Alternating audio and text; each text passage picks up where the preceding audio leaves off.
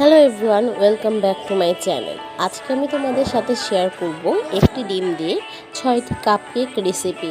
চলো দেরি না করে রেসিপি শুরু করা যাক। প্রথমেই শুকনো উপকরণগুলো চেনে নেব। তার জন্য হাফ কাপ ময়দা, 1 চামচ baking powder, half table spoon baking soda নিয়ে একটি চালনির সাহায্যে শুকনো উপকরণগুলো চেনে নেব। এবার একটি বাটিতে একটি ডিমের সাদা অংশ আলাদা করে কুসুমটি আলাদা করে রাখবো। এবার আমি এখানে ব্যবহার করছি 4 টেবিল স্পুন চিনি। চিনির পরিমাণটা আপনি আপনাদের স্বাদ মতো কম বেশি করে নিতে পারেন।